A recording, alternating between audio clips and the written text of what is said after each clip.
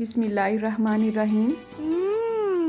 Tasty. जी हाँ, आज की इस वीडियो में आपको बहुत ही टेस्टी रमज़ान स्पेशल 5 रेसिपीज़ मिलेंगी, जिसमें क्रिस्पी पकोड़े शामिल हैं, चना चाट शामिल है, नगेट्स शामिल हैं, 2 ड्रिंक्स शामिल किए हैं मैंने, बादाम और खजूर का शरबत, इसके अलावा स्ट्रॉबेरी और खजूर का शरबत। तो अगर आपने सारी रेसिपीज़ नहीं देखनी है तो कोई मसला नहीं है, आपकी आसानी के लिए डिस्क्रिप्शन बॉक्स में मैंने तमाम वीडियोज़ का लिंक दे दिया है। आपने इन 5 रेसिपीज़ में से कोई एक रेसिपी भी अगर देखनी है तो आपने उस रेसिपी पे क्लिक करना है, आप डायरेक्ट उसी रेसिपी पे पहुंच जाएंगे। ठीक है, तो आज की इस रेसिपी में हम सब डिस्कस करेंगे कि आप क्रिस्पी और क्रंची होने के साथ साथ मुंह में घुलने वाले बहुत ही टेस्टी पकोड़े कैसे रेडी कर सकते हैं। कोई भी मीठा सोडा, कॉर्नफ्लोर या चावल का आटा हम इसमें ऐड नहीं करेंगे। कुछ टिप्स एंड ट्रिक्स हैं जिनको फॉलो करते हुए आप बहुत ही टेस्टी पकोड़े घर पे ही रेडी कर सकते हैं और अपने दस्तरखान की शान बढ़ा सकते हैं। तो चलें आज की इस रेसिपी का आगाज़ इस दुआ के साथ करते हैं कि अल्लाह आप सबका दस्तरखान सजाए रखे और हम सबको सेहत और ईमान का रिज़्क़ अता फरमाए।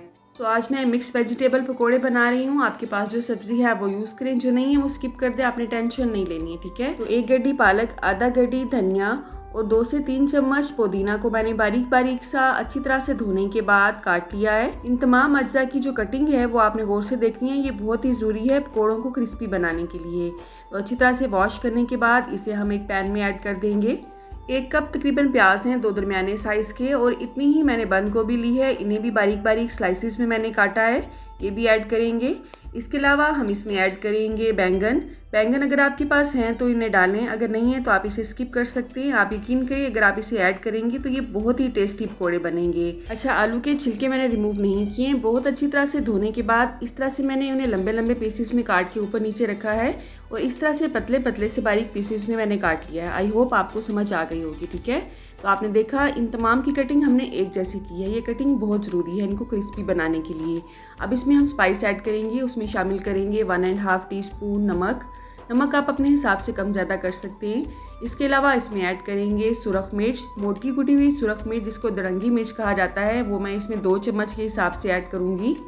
आधा चम्मच हल्दी पाउडर जिससे इसका कलर भी अच्छा आएगा और टेस्ट भी अच्छा आएगा। आधा चम्मच ज़ीरा पाउडर, 2 बड़े चम्मच इसमें मैंने कूटा हुआ खुश्क धनिया ऐड किया है। इसके अलावा 1 छोटा चम्मच आपने अजवाइन लेना है, उसे हथेली पे इस तरह से रख के अच्छी तरह से मैश करने के बाद इसमें ऐड करना है। इस तरह से इनके अंदर जो लॉक की हुई खुशबू होती है कुदरत ने रखी हुई, वो निकल आती है और बहुत ही टेस्टी लगता है। 2 बड़े चम्मच इसमें कसूरी मेथी की ऐड करेंगे और कसूरी मेथी की वजह से जब हम इसे तलेंगे तो इंशाल्लाह बहुत ही अच्छी सी खुशबू पूरे घर में फैल जाएगी। और आपने देखा तमाम अज्जा हमने इसमें मिक्स कर दिए, लेकिन अभी तक हमने इसमें पानी ऐड नहीं किया है और ना ही बेसन ऐड किया है, वो अभी हमने ऐड भी नहीं करना है। अभी जस्ट हमने तमाम वेजिटेबल्स को अच्छी तरह से मिक्स करना है, तो हाथ की मदद से ही मैंने अच्छी तरह से मिक्स करूँगी। इस पॉइंट पे अगर आपको मेरे समझाने का अंदाज़ थोड़ा सा भी अच्छा लगा हो तो आपने वीडियो को लाइक ज़रूर करना है और वीडियो ख़त्म होने के बाद वीडियो को दूसरों के साथ शेयर भी ज़रूर करना है। जज़ाकल्लाह। तो अच्छी तरह से मिक्स करने के बाद इसे हम कवर करेंगे और कम से कम 10 से 15 मिनट के लिए कवर करके छोड़ देंगे। अब आप सोच रहे होंगे कवर करने से और पानी ना डालने से क्या फ़ायदा होगा, तो उसका ये फ़ायदा होगा कि स्पाइसेस की वजह से तमाम सब्जियां अपना पानी छोड़ देंगी और हमें मज़ीद एक्स्ट्रा पानी ऐड करने की ज़रूरत नहीं पड़ेगी।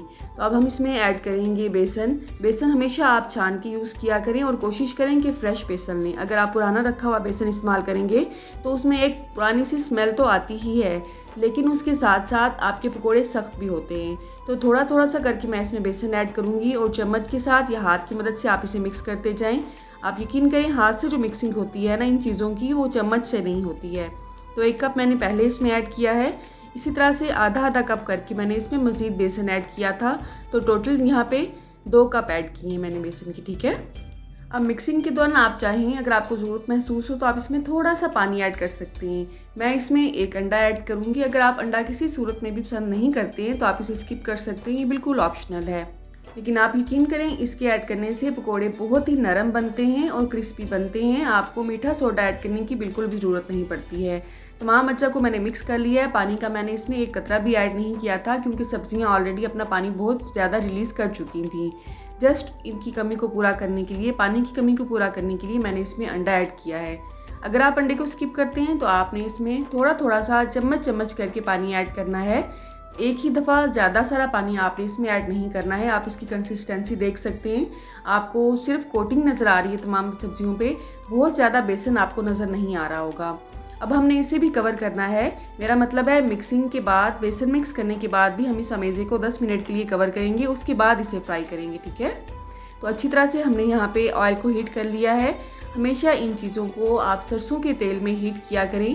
जो लोग ये शिकायत करते हैं कि हीट के बाद आपका जो ऑयल है वो बहुत ज़्यादा बबल्स रिलीज़ करता है और चीज़ नज़र ही नहीं आती है, उनके लिए मैंने बाकायदा एक प्लेलिस्ट बनाई है अपने चैनल पे, आप जाके देखिए, how to purify mustard oil at home, इसके नाम से एक पूरी प्लेलिस्ट है। कम से कम 5 तरीकों से, मुख्तलिफ तरीकों से मैंने आपको ऑयल को घर पे ही प्यूरीफाई करने का तरीका बताया है, और वो भी हेल्दी वे से। तो ऑयल को हमने पहले मीडियम आंच पे गर्म करना है, उसके बाद चूल्हे की आंच को हमने स्लो टू मीडियम कर देना है। उसके बाद इसमें पकौड़े ऐड करने, और आप देख सकते हैं अभी तक इसमें कोई भी झाग आपको नज़र नहीं आ रही होगी अल्हम्दुलिल्लाह, और नज़र आएगी भी नहीं, क्योंकि हमने इसे बहुत ही अच्छी तरह से प्यूरीफाई करने के बाद कुकिंग के लिए इस्तेमाल किया है। जो लोग शिकायत करते हैं कि पकोड़े अंदर से कच्चे रह जाते हैं, उसकी रीज़न यही होती है कि वो बहुत ही ज़्यादा क्वांटिटी में बेसन ऐड करते हैं और तलते हुए चूल्हे की आंच को बहुत ज़्यादा तेज़ रखते हैं, जिसकी वजह से ऊपर से तो कलर आ जाता है ब्राउन, लेकिन अंदर से वो कच्चे रह जाते हैं और साथ ही साथ सख्त भी हो जाते हैं। तो चूल्हे की आंच के साथ साथ आपने ये भी ख्याल रखना है कि आपने बहुत ज़्यादा इसमें बेसन ऐड नहीं करना है। जब भी बेसन ऐड करना है उसे छान के इस्तेमाल करना है। ये बहुत ज़्यादा ज़रूरी पॉइंट्स हैं पकौड़ों को क्रिस्पी और नरम बनाने के लिए। ठीक है, पकोड़े कढ़ाई में ऐड करने के फ़ौरन बाद ही चम्मच हिलाना नहीं शुरू कर देना है आपने। पकोड़ों को पहले अपनी शेप मेंटेन करने देना चाहिए और उसके बाद इसकी साइड चेंज करनी चाहिए। कुछ लोग पकोड़ों का लाइट कलर पसंद नहीं करते हैं, कुछ लोग बहुत ज़्यादा डार्क कलर पसंद नहीं करते हैं, तो आपने अपने हिसाब से दोनों साइड से इन्हें पकाना है, फ्राई करना है, उसके बाद कढ़ाई से निकालना है। इसी तरह से मैंने बाकी बैच भी फ्राई कर लिए थे। तो आज की वीडियो में अगर आपने कुछ भी नया सीखा तो आपने कमेंट बॉक्स में एक छोटा सा हार्ट ज़रूर भेजना है, मेरे लिए किसी भी इनाम से कम नहीं होगा। अल्लाह आप सबको सेहत और ईमान का रिस्क अता फरमाए और हम सब के रिस्क में कसरत से ज़्यादा बरकत और आसानी अता फरमाए। इसे मैंने सब्ज़ चटनी और इमली की चटनी के साथ सर्व किया था। इनकी रेसिपीज़ भी आपको मेरे चैनल पे मिल जाएंगी। रुके सुने, जाने से पहले वीडियो को लाइक कर दें, अच्छी लगी तो शेयर कर दें और सब्सक्राइब करने के बाद बेल का आइकन भी ज़रूर प्रेस करें। जज़ाकल्लाह। मेरी नेक्स्ट वीडियो तक अल्लाह हाफ़िज़। बिस्मिल्लाहिर्रहमानिर्रहीम। टेस्टी। जी हाँ, आज हम बनाएंगे चना चाट। वैसे तो आप इसे इमली की चटनी के साथ भी इस्तेमाल कर सकते हैं, लेकिन ये वैसे ही खुश्क बहुत ही टेस्टी लगती है। अगर आप इसमें ये खट्टी मीठी इमली की चटनी ना भी ऐड करें, लेमन और टाटरी ना यूज़ करें, तो भी ये बहुत ही टेस्टी खारेदार चटपटी सी बनती है। वो कैसे, आज की इस वीडियो में हम जानेंगे। तो चलें आज की इस रेसिपी का आगाज़ इस दुआ के साथ करते हैं कि अल्लाह आप सबका दस्तरखान सजाए रखे और हम सबको सेहत और ईमान का रिज़्क अता फरमाए। चना चाट की बहुत ही टेस्टी रमज़ान स्पेशल रेसिपीज़ आजकल में ही बहुत सारी मैं आपके साथ शेयर कर चुकी हूँ। आज की ये रेसिपी हम थोड़ी सी ऑयल के साथ बनाएंगे। तो यहाँ पे मैंने जस्ट 1 बड़ा चम्मच कुकिंग ऑयल का लिया है, और वो भी सरसों का ऑयल है। इसे आपने कैसे घर पे साफ़ करना है, इसकी बहुत सी रेसिपीज़ आपको मेरे चैनल पे मिल जाएंगी। इसमें जस्ट मैंने 1 बड़ा चम्मच अदरक और लहसुन का पेस्ट ऐड किया है। इसे हमने बहुत ज़्यादा भून के ब्राउन नहीं करना है, जस्ट इतना सा ही भूनेंगे कि इनकी जो खुशबू है वो हल्की हल्की सी उठने लगे। उसके बाद हम इसमें 2.5 कप उबले हुए चने ऐड करेंगे। चनों को आपने प्रॉपर कैसे बॉयल करना है, जस्ट 5 से 10 मिनट में ही, उस वीडियो का लिंक आपको डिस्क्रिप्शन बॉक्स में मिल जाएगा। अब अच्छी तरह से हमने इसको भून लेना है अदरक और लहसुन के पेस्ट के साथ। उसके बाद 1 चम्मच कूटी हुई सुरख मिर्च ऐड करेंगे, आधा चम्मच इसमें नमक ऐड करेंगे, अपनी पसंद से इसे आप कम ज़्यादा कर सकते हैं। 1/4 चम्मच यहाँ पे मैंने ज़ीरा पाउडर लिया है, और आधा चम्मच इसमें खुश्क धनिया पिसा हुआ ऐड करेंगे। आप चाहें तो ये तमाम मसाले स्किप करके इसमें चाट मसाला भी ऐड कर सकते हैं, उससे भी इसका टेस्ट बहुत अच्छा आता है। अब सीक्रेट क्या है, ये है इमली का पानी। इसको मैंने पकाया नहीं है, मेरा मतलब है ये जस्ट इमली का पानी है, इमली की चटनी नहीं है। जस्ट आपने इमली को भिगो देना है, उसके बाद आपने इसको छान लेना है, बस इमली का पानी रेडी हो गया है। ठीक है, तो 1/4 कप अगर आप इमली को भिगोएंगे 1 कप पानी में, तो इतना ही पल्प उसका रेडी होगा। अब हमने इसे अच्छी तरह से इसमें कोट करना है। तमाम पानी मैंने इसमें ऐड कर दिया है, थोड़ा थोड़ा सा करके ऐड किया था, क्योंकि मुझे अंदाज़ा नहीं था कि चने इसमें कितना पानी जज़ब करेंगे। अब हमने इसका पानी खुश्क होने तक इसे पकाना है। चूल्हे की आंच को मैंने दरमियाना ही रखा हुआ है, इसलिए ये ज़्यादा टाइम नहीं लेंगे पानी जज़ब करने में। जब चने अच्छी तरह से पानी सोख कर लेंगे पकने के बाद, तो ये बहुत ही खटास वाले, बहुत ही चटपटे से रेडी होंगे। चूल्हे की आंच को बंद करके इसे कवर करके हम रूम टेम्परेचर पे आने देंगे। मैंने क्योंकि वीडियो का काम ख़त्म करना था, इसलिए मैंने इतना इंतज़ार नहीं किया। अब इसमें बाकी अज्जा ऐड करेंगे। इसमें ऐड करूँगी मैं 1 कप उबले हुए आलू, साथ ही साथ इसमें ऐड करेंगे टमाटर, 2 मीडियम कटे हुए लिए हैं मैंने, आधी गड्डी इसमें धनिया की ली है मैंने, 3 से 4 चम्मच पुदीना बारीक बारीक सा काट के ऐड किया है और 2 से 3 दरमियाने साइज़ के प्याज को अच्छी तरह से मैंने पहले बारीक बारीक सा चॉप कर लिया था, फिर अच्छी तरह से वॉश किया है, उसके बाद इसमें ऐड किया है। ठीक है, आप चाहें तो मज़ीद खटास के लिए इसमें टाटरी वगैरह ऐड कर सकते हैं, लेकिन आप यकीन करें जो इमली का पानी हमने डाला है उसके बाद ना तो इसमें लेमन जूस ऐड करने की ज़रूरत है और ना ही टाटरी ऐड करने की ज़रूरत है। 1 चम्मच मैंने इसमें चाट मसाला ऐड किया है, अगर आप इसे स्किप भी करना चाहें तो कर सकते हैं। साथ ही साथ 1 चम्मच मैंने इसमें सब्ज़ मिर्च, धनिया और पुदीना की चटनी ऐड की है। इसकी रेसिपी भी आपको मेरे चैनल पे मिल जाएगी।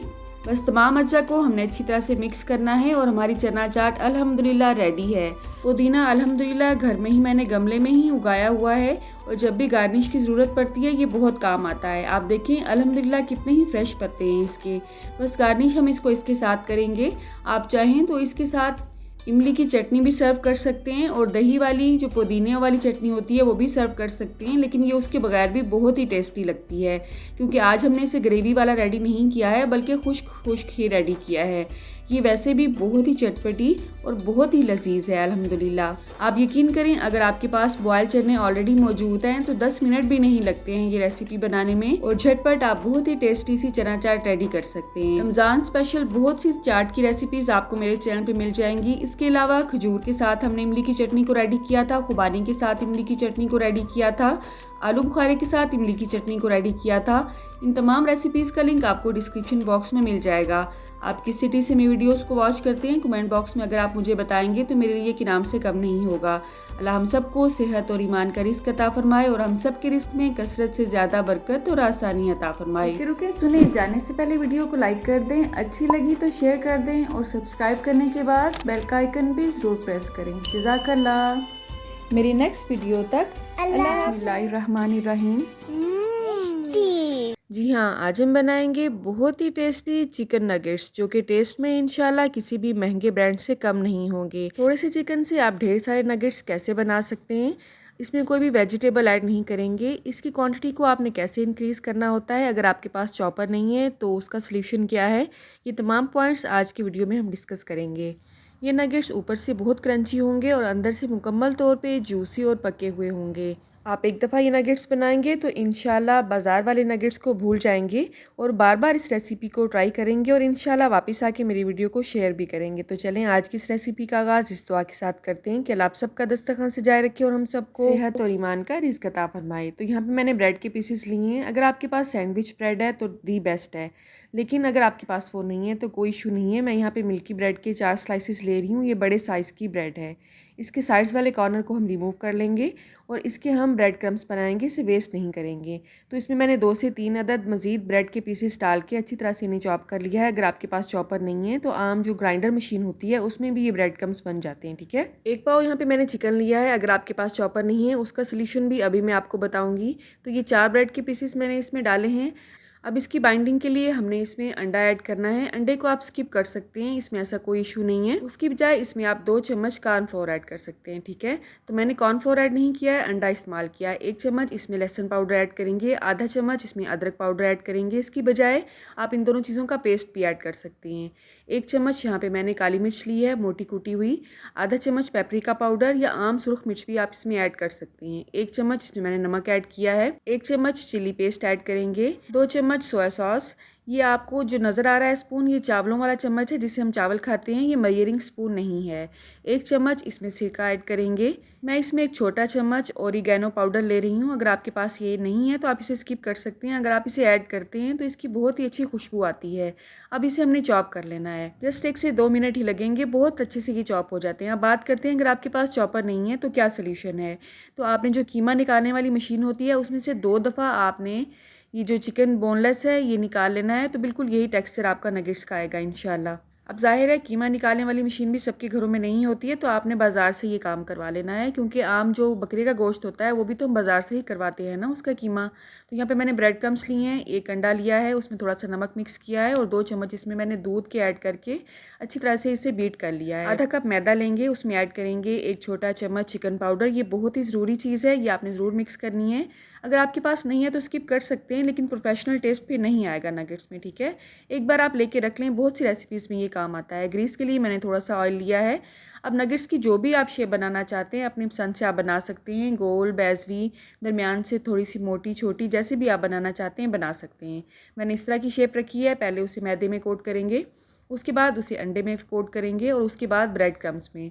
अच्छा, ब्रेड क्रम्स में जब आपने इसे रखना है तो आपने ड्राई वाला हाथ इसमें रखना है, गीले वाला अंडे वाला हाथ आपने इसे नहीं लगाना है। इस तरह से नगेट्स जो हैं वो ख़राब हो सकते हैं, नगेट्स भी काबू नहीं आएंगे और जो ब्रेड क्रम्स हैं वो भी ख़राब हो जाएंगे। तो ये एक बहुत ज़रूरी टिप है जो मैंने आपको बताई है, इसे नोट डाउन कर लें, ठीक है। तो आपने देखा 2 दर्जन नगेट्स मैंने रेडी किए हैं इससे, जस्ट 1 पाव चिकन से। और आप यकीन करें 1 पाव चिकन ही ये था। अगर आप नगेट की क्वांटिटी को बढ़ाना चाहते हैं तो आपने ब्रेड के पीसीस को बढ़ा देना है। आप यकीन करें बिल्कुल भी टेस्ट में कोई फ़र्क नहीं आता है। ऑयल को मैंने अच्छी तरह से गर्म कर लिया है। ऑयल आपको पता है हमेशा मैं सरसों का ही यूज़ करती हूँ फ्राई करने के लिए। उसे चेक करने का ये तरीका है कि जब आपने टूथपिक इसमें डाली है तो उसमें हल्के छोटे छोटे से बबल नज़र आते हैं साइडों पे, बस इसका मतलब है ये परफेक्ट रेडी है। चूल्हे की आंच को आपने दरमियाना करके पहले गर्म करना है ऑयल को, और जब आपने नगेट्स डालने हैं तो चूल्हे की आंच को आपने स्लो कर देना है और स्लो टू मीडियम आंच पे ही इसे हम फ्राई करेंगे दोनों साइड से। आपने इसे फ़ौरन डालते ही हिलाना नहीं है, जस्ट 1 से 2 मिनट के लिए वैसे ही रहने दें, उसके बाद इनकी साइड चेंज कर लें। क्योंकि चिकन जो है अंदर से कच्चा है इसलिए हमने इसे बहुत तेज़ आंच पे नहीं पकाना है, वरना ऊपर से ये ब्रेड क्रम्स हैं इसलिए ये बहुत जल्दी ब्राउन हो जाएंगे और अंदर से कच्चे ही रहेंगे। तो ये बहुत ज़रूरी पॉइंट है, ठीक है। फ्राई करने से पहले ही आप इसे बहुत लंबे अरसे के लिए भी फ्रीज़ कर सकते हैं, लेकिन फ्रीज़ की चीज़ों को आप ज़्यादा लंबे अरसे के लिए इस्तेमाल मत किया करें। जस्ट 1 महीने की फ्रीजिंग ही इनफ होती है। अगर आप इनका क्रंचीपन देखना चाहते हैं तो आवाज़ सुन सकते हैं।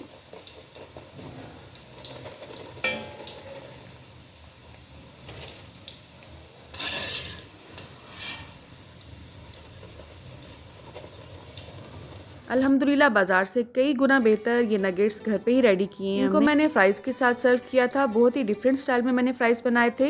अगर आप इसकी रेसिपी चाहते हैं तो कमेंट बॉक्स में मुझे कमेंट कर सकते हैं। आप इसका रिज़ल्ट पहले भी चेक कर चुके हैं, अब भी चेक कर सकते हैं। अल्हम्दुलिल्लाह बहुत ही टेस्टी, बहुत ही क्रंची ऊपर से और बहुत ही सॉफ्ट और जूसी अंदर से ये नगेट्स बन के रेडी हुए थे। इस रमज़ान में एक दफ़ा ये रेसिपी ज़रूर ट्राई करें। अपना अच्छा या बुरा जैसा भी कमेंट है आपने मुझे ज़रूर बताना है। आज की इस वीडियो में अगर आपने कुछ भी नया सीखा है तो कमेंट बॉक्स में एक छोटा सा रेड हार्ट ज़रूर छोड़ दिया करें। अल्लाह आप सबको सेहत और ईमान का रिस्क अता फरमाए और हम सब के रिस्क में कसरत से ज़्यादा बरकत और आसानी अता फरमाए। रुके रुके सुने जाने से पहले वीडियो को लाइक कर दें, अच्छी लगी तो शेयर कर दें और सब्सक्राइब करने के बाद बेल का आइकन भी ज़रूर प्रेस करें। जज़ाकल्लाह। मेरी नेक्स्ट वीडियो तक अल्लाह हाफ़िज़। बिस्मिल्लाहिर्रहमानिर्रहीम। टेस्टी बनाएंगे बहुत ही टेस्टी खजूर का शरबत, जिसे आम अल्फाज में नबीज़ भी कहा जाता है। ये एक नेचुरल इम्यूनिटी बूस्टर का काम करता है। तो चलें आज की इस वीडियो का आगाज़ इस दुआ के साथ करते हैं कि अल्लाह आप सबका दस्तरखान सजाए रखे और हम सबको सेहत और ईमान का रिज़्क़ अता फरमाए। तो यहाँ पे मैंने 12 से 14 अदद दाने खजूर के भिगो दिए थे रात को ही। आप अगर रात को नहीं भिगोना चाहते हैं तो कम से कम 4 से 5 घंटे के लिए आपने इसे भिगो देना है। उसके बाद इसका पानी हमने फेंकना नहीं है, बल्कि इसे भी हम यूज़ करेंगे। असल में यही नबीज़ होती है कि खजूर को पानी में भिगो के रखा जाए, फिर पानी को खजूर के साथ अच्छी तरह से मैश करके उसका जो शरबत बनता है उसी को नबीज़ कहते हैं। आजकल हम इसमें कुछ मज़ीद अशिया ऐड कर लेते हैं ताकि इसकी अफादियत में मज़ीद इजाफा हो जाए। अब इसमें हमने ऐड करने हैं तिल। तिल मैंने 2 चम्मच लिए थे, अच्छी तरह से धोने के बाद उसको मैंने भिगो दिया था। अब ये अच्छी तरह से फूल चुके हैं, ये भी इसमें ऐड करेंगे। आपने देखा होगा हमने पानी इसमें बहुत ज़्यादा ऐड नहीं किया है। खजूर की भी गुठलियाँ मैंने रिमूव कर दी थी, उसके बाद ही मैंने जग में ऐड किया है। इसके अलावा हम लेंगे पोपी सीड, जिसे खसखस या खशखाश भी कहते हैं। इसको आपने कैसे धोना है इसकी एक प्रॉपर वीडियो मैं आपके साथ पहले भी शेयर कर चुकी हूँ, उसका लिंक आपको मैं डिस्क्रिप्शन बॉक्स में दे दूँगी। अच्छी तरह से धोने के बाद आपने इसे ऐड करना है और इसका एक्स्ट्रा पानी भी मैंने रिमूव कर दिया था। इसे भी मैंने 6 से 7 घंटे के लिए भिगोया है। इसकी अफादियत को मज़ीद बढ़ाने के लिए इसमें हमने बादाम ऐड किए हैं। मुट्ठी पर बादाम को मैंने रात को भिगो दिया था, इसका छिलका रिमूव करने के बाद मैंने इसमें ऐड किया है। आपने देखा इसमें जो चीज़ें भी हमने ऐड की हैं वो तमाम की तमाम बहुत हेल्दी हैं। अब इसे हमने शेक करना है। इसे 2 से 3 मिनट के लिए मुसलसल शेक करना है। आपको ज़रूरत महसूस हो तो आप इसमें पानी ऐड कर सकते हैं। अगर आपको लगे शेकर जग अच्छी तरह से हिल नहीं रहा है तो आप इसमें थोड़ा थोड़ा सा करके पानी ऐड करें। अगर आप यकदम ही बहुत ज़्यादा पानी इसमें ऐड कर देंगे तो खसखास का दाना अच्छी तरह से टूटेगा नहीं। असल में खसखास को तो अच्छी तरह से सिलबट्टे पे पीस के ही पहले ग्राइंड किया जाता था, लेकिन आजकल मशीनों ने ये काम बहुत आसान कर दिया है और आप यकीन करें हमेशा से मैं ऐसे ही सरदाई बनाती आ रही हूँ इसी जग में, और अल्हम्दुलिल्लाह खसखास का दाना बहुत अच्छी तरह से टूट जाता है अगर आपने इसे कम से कम 6 से 7 घंटे के लिए भिगो के रखा हो। आपने देखा इसकी बहुत अच्छी सी पेस्ट बन चुकी है। तो आपको सिलबट्टे पे पीसने की इसे बिल्कुल भी ज़रूरत नहीं है। आप इस तरह से शेकर जग में थोड़ा थोड़ा सा पानी ऐड करके 2 से 3 मिनट के लिए अगर इसे मुसलसल शेक करते हैं तो इसका दाना टूट जाता है। अब इसमें हमने मज़ीद पानी ऐड करना है। सरदाई की और नबीज़ की बहुत सी रेसिपीज़ आपको मेरे चैनल पे मिल जाएंगी। मैंने एक अलग प्लेलिस्ट बनाई हुई है ड्रिंक्स के नाम से, अगर आप चाहें तो वो देख सकते हैं। बहुत ही फ़ायदेमंद साबित होगी वो आपके लिए। अब इसे हमने छान लेना है। असल में घर में बच्चे हैं इसलिए इसे मैं छानती हूँ, आप चाहें तो इसे वैसे भी पी सकते हैं। अगर इसका मुंह में आएगा तो क्या आएगा, बादाम के पीसीज हैं, खसखास के पीसीज हैं, खजूर के पीसीज हैं। तो ऐसा तो इसमें कुछ भी नहीं है जो मुंह में आए और अच्छा ना लगे, लेकिन बच्चे क्योंकि नखरा करते हैं इसलिए मैं इसे छान लेती हूँ। अच्छा, बच्चों को थोड़ा सा इसमें मीठा कम लगेगा अगर आप बच्चों को ऑलरेडी बहुत ज़्यादा मीठे के आदी कर चुके हैं। तो उसका हल ये है कि आप खजूरों की क्वांटिटी को बढ़ा सकते हैं, या इसमें बाद में आप हल्की सी चीनी डाल के या शक्कर गुड़ डाल के भी इसे मज़ीद मीठा कर सकते हैं।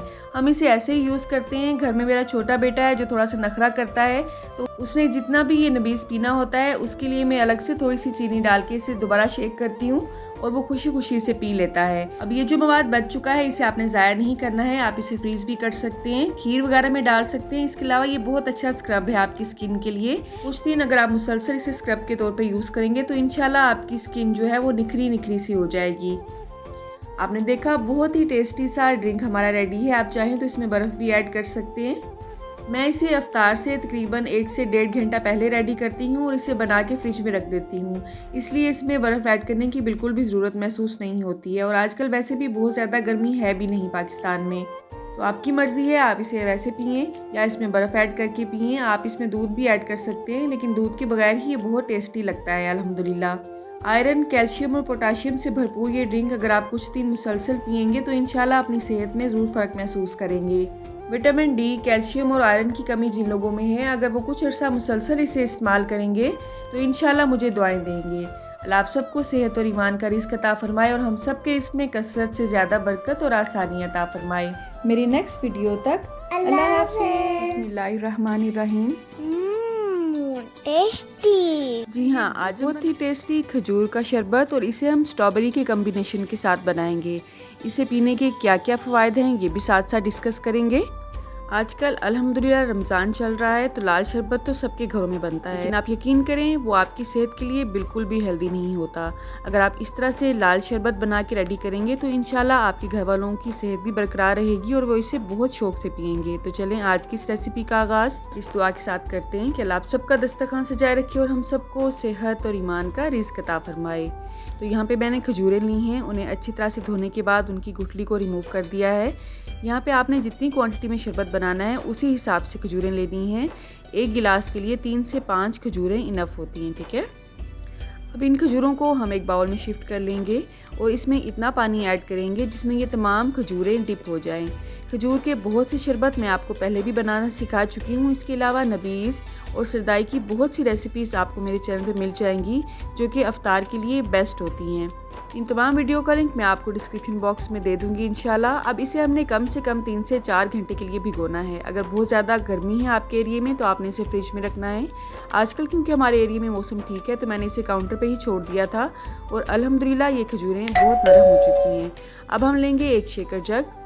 जिस पानी में आपने खजूरों को डिप किया था वो हमने वेस्ट नहीं करना है क्योंकि इसमें बहुत ताकत होती है। इसी को नबीज़ भी कहा जाता है। खजूर के पानी को खजूर के साथ ही मैश करके जस्ट अगर आप पी लेंगे तो ये नबीज़ होती है और बहुत ही ताकतवर होती है।